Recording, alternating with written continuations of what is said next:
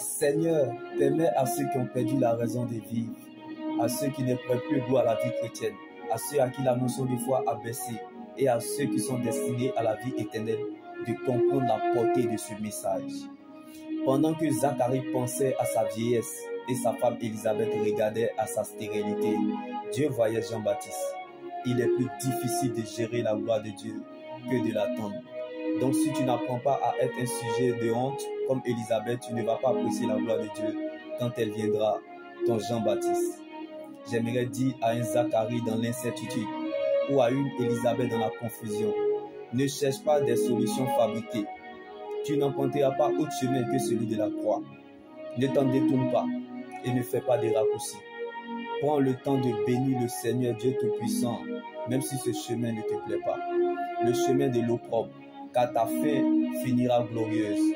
Il y a des humiliations qui sont source de révélation et de bénédiction, comme Jésus fut baptisé par Jean-Baptiste. Donc rien ne commencera et se fera sans toi. Donc malgré l'incertitude, la confusion ou la désolation, marche vers ta fin comme la naissance de Jean-Baptiste. L'homme spirituel ne tient pas compte du commencement, mais marche vers la fin, car la course ne s'arrête pas au milieu, mais à la fin. Donc il y a toujours un après cela dans la vie. Si Élisabeth voulait regarder à la parole de sa honte, elle n'aurait pas enfanté Jean-Baptiste.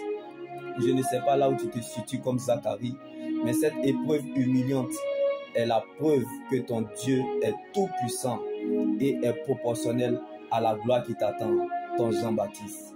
Je ne sais pas pour toi, mais Élisabeth dans sa stérilité ne savait pas qu'elle allait enfanter son Jean-Baptiste. Et pourtant, Jésus fut baptisé par Jean. Donc ne regarde pas à la parole de ta situation, ni à ce que tu vois, mais regarde plutôt à ce qu'il t'a dit. Même si le Seigneur ne t'a encore rien dit, mais je sais que tu dois garder ce qu'il t'a dit. Rien ne commencera et se fera sans ton arrivée, Jean. Car Dieu ne t'abandonnera jamais comme Zacharie et ne te laissera jamais seul comme Élisabeth, car ta vie est liée à plusieurs destinées, comme Jésus fut baptisé par Jean-Baptiste. Ce que Dieu a décidé de faire avec toi, ça peut plaire ou ne pas plaire aux gens, mais personne ne peut te remplacer dans ton couloir, qui est la parole de Dieu. Finit toujours par remettre chacun dans le couloir de sa destinée. Donc n'abandonne pas ton couloir, habite ton couloir, réside ton couloir, reste dans ton couloir, ne quitte pas ton couloir, à chacun son couloir, chacun dans son couloir. Donc je prie que là où tu es, soit le point de départ que Dieu utilise pour commencer une grande histoire dans le monde. Car les périodes très difficiles sont les moyens que Dieu utilise pour construire notre vie spirituelle.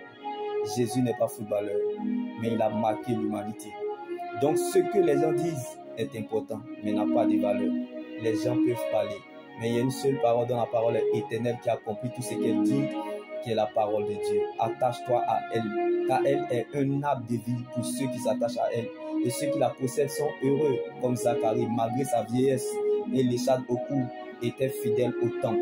Reste donc focalisé sur elle, comme Jésus n'avait pas honte de porter sa croix à Golgotha.